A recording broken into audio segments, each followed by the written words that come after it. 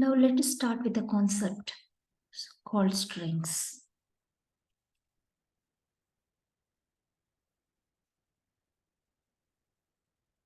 A string is a sequence of characters enclosed within double quotes.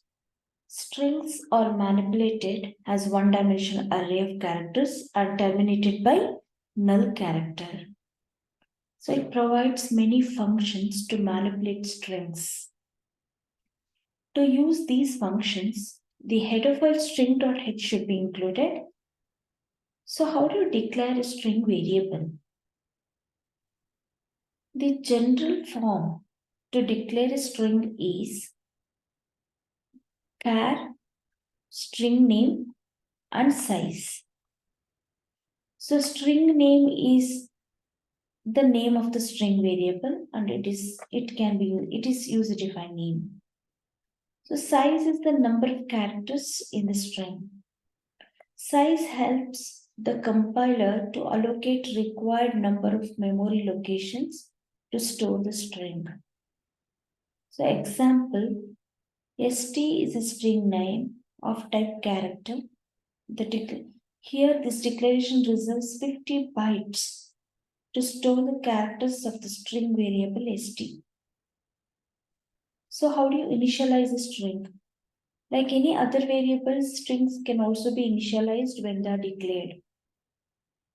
That is, you can see here, there are only 9 characters in the string. The null character /0 is automatically appended to the end of the string.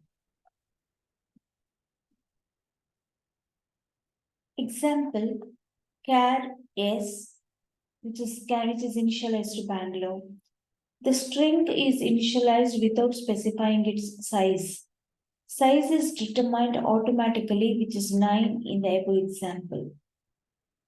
You can also initialize in this fashion. See here, the string is initialized character-wise. In this case, we must specify the null characters. So, this at the end, we have to specify the null character if you initialize in this fashion. Other way of initialization is the string is initialized with only 4 characters and the null characters are appended to the end of this string. If an entire string is initialized to a string variable, then the null character is automatically appended to end of the string. If string is initialized by giving the characters, then we must explicitly specify the string terminator, that is null character. So how do you input a string? The C++ provides the function getLine to read a string. So the general format cin.getLine, string, size are the 2 parameters.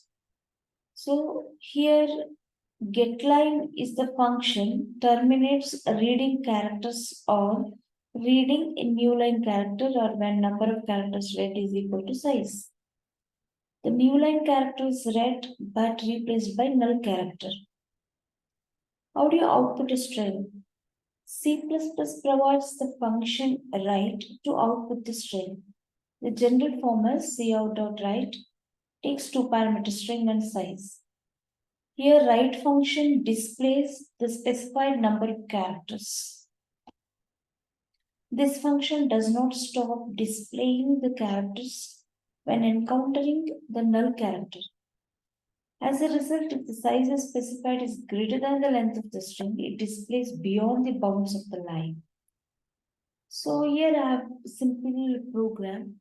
How do you read a string and print the string? You have to include one header file called string.h. You should remember this.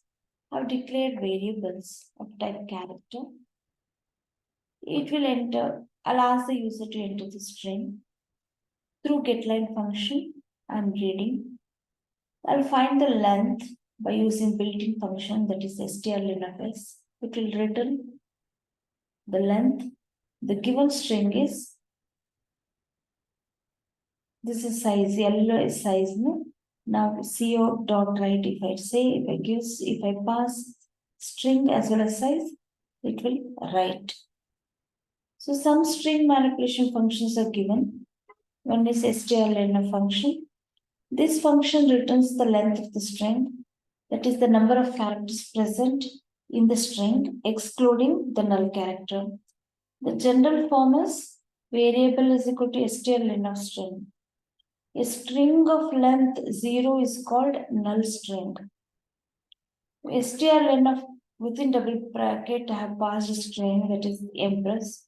It returns 7. It will find the length of the string and it will return the size, that is 7. To find the length of the string using library function, how do you find it? User will enter the string through getLine function. You are reading, then you're finding the length of the string, that is L is the size, length L. You print that L using strlen, you can find the length of the string. You can find the length of the string without even library function, without using the strlen. Here it'll ask the user to enter the string. Through getLine, you will read that. Then applying for loop, I is initialized to 0. String of I, if it's not equal to /0, you keep counting. It will print I. Again, as long as this condition is true, I will be incremented until you encounter, if it's not equal, until you encounter /0. So for loop termination, this condition is must. So until that, it will keep counting. So that finally, once it comes out, means that is the length of the string.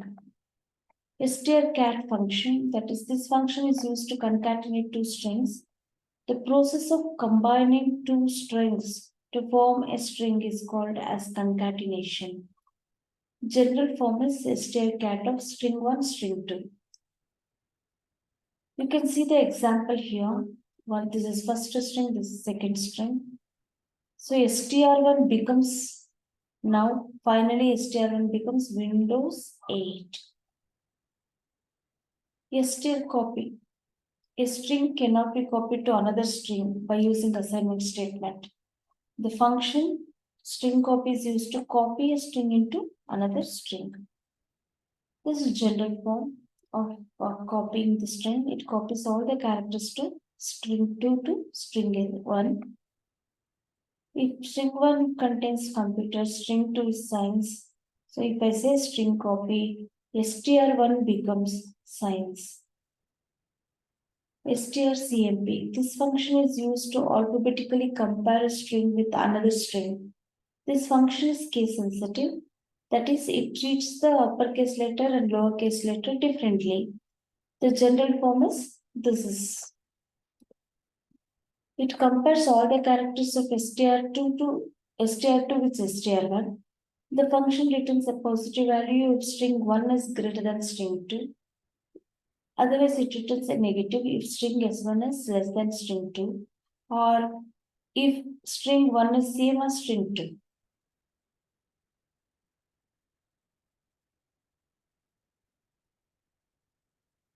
Now, str1 contains the character, str2 contains small case, the small letter THERE. Here, first it gives positive value, but string comparison str1, str2 gives negative value. strcmpi function.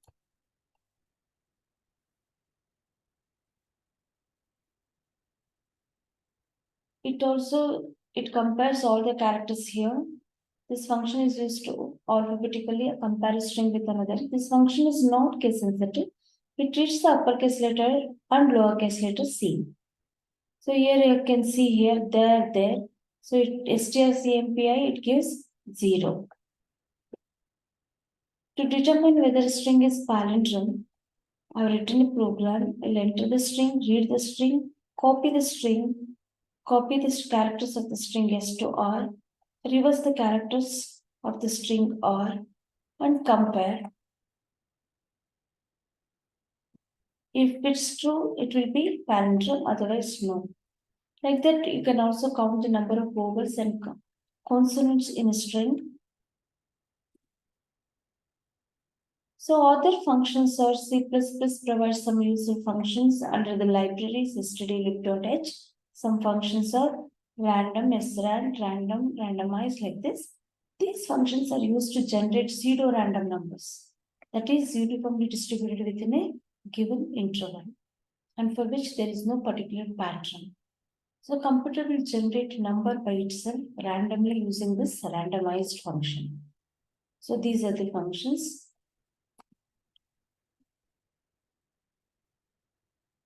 These functions randomize, it will initialize the random number generated with a random number. This random function generates a random number between 0 to n minus 1.